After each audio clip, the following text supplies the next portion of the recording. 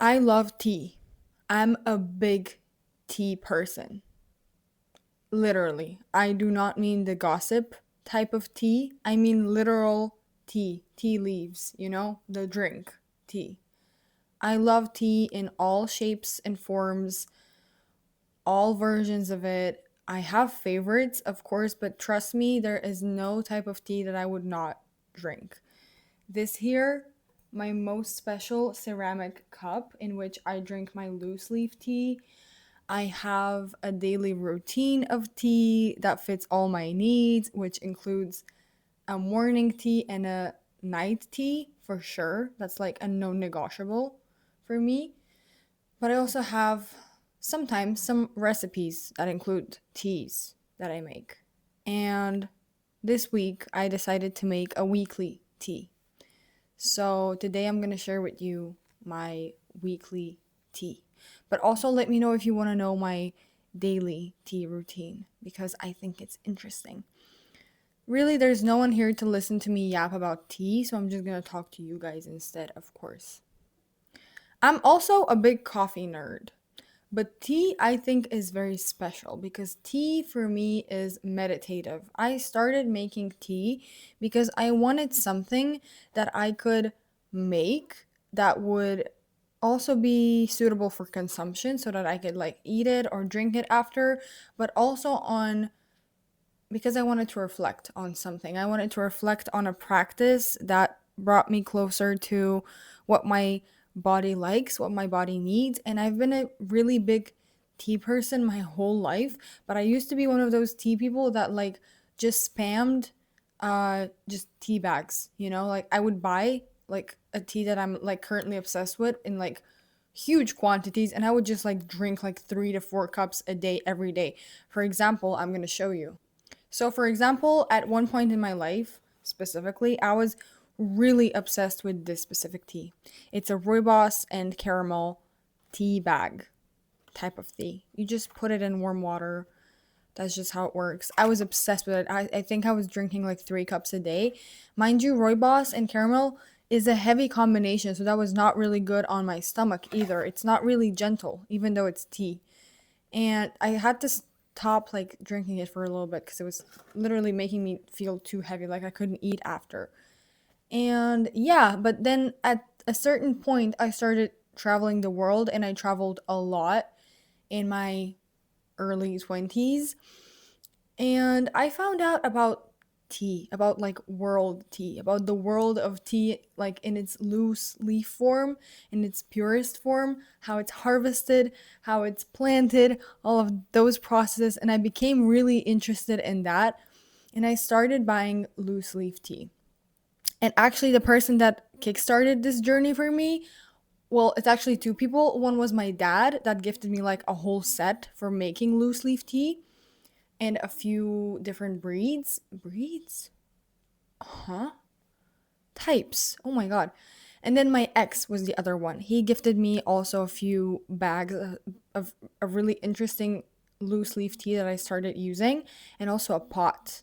My first kettle pot, something to pour tea from, which was really interesting. And I really got into it, and we had like a whole tea routine. It was really cutesy and nice and vibey, and that's how I started getting into tea more in depth.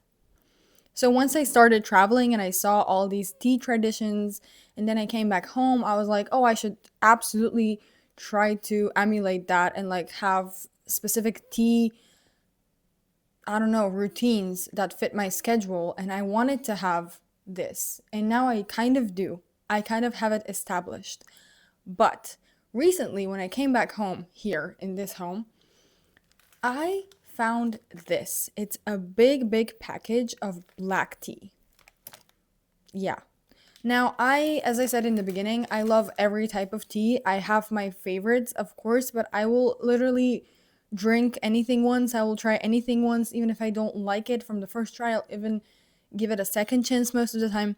This black tea specifically, it's like really deep black roasted black tea.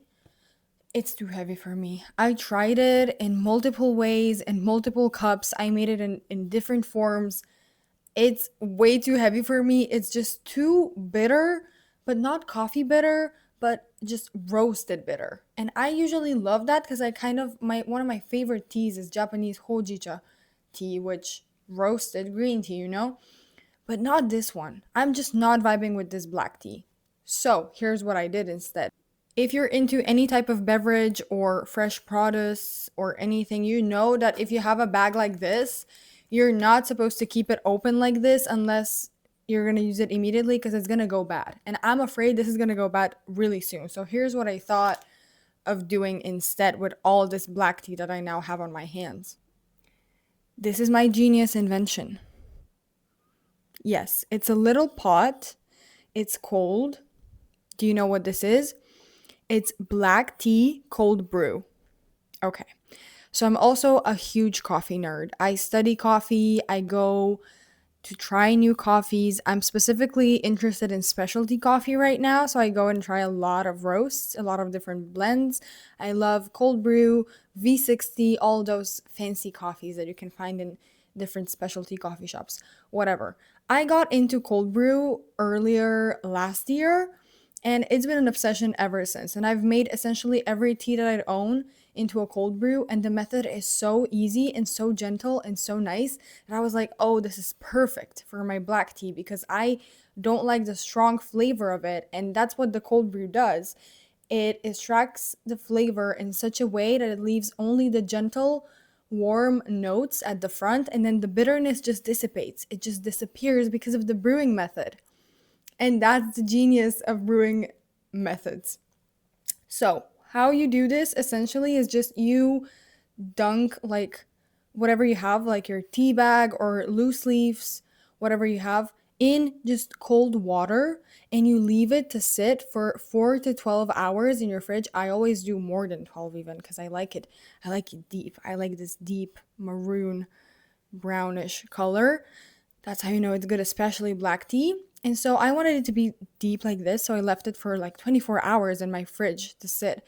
And this is the concoction that you get at the end of it. So cold brew is essentially just cold water and your tea of choice. And trust me, it's gonna be amazing. It's so soft and gentle and nice and creamy. But this is not the end of the recipe. Hold still. I wanted to add something else in this tea, and typically I would do an infusion, you know, like I would put like a slice of lime or lemon or some sort of fruit inside or some sort of herb inside and make it like a little potion thing in the cold brew. But this time I decided I'm going to add something after because I wanted the cold brew to be as it is in the black tea, but black tea as I said is not my favorite flavor profile, so I decided to try something else instead. So I got this cashew drink, which I use for making porridge because porridge is another thing I'm obsessed with. But I decided, oh, I haven't had milk tea in ages because, again, it's just not my tea of choice because usually you do that with Earl Grey or black tea, and I don't really drink that. So I had this and I was like, black tea, cold brew, and cashew milk? Are you kidding me? That's genius. That's the best thing I've ever, I don't know, thought of in my whole life. I have to try this immediately. So, that's the tea of the week. And I'm gonna make it in front of your very eyes. You just put however much you want from the black tea. I prefer more black tea, less milk. I just put about, you can't see it. That's okay. It's mostly filled with black tea. And then I'm just gonna pour like a splash of milk because that's how I like it. And I can already smell like the nutty flavor from the drink, but it's mixing so well with the deep flavor of black tea, and it becomes something like, oh, you can see, oh my god. Yeah, it's like a light brown drink that you get to enjoy. Very lightly caffeinated because of the cold brew method, which extracts the caffeine very slowly and naturally.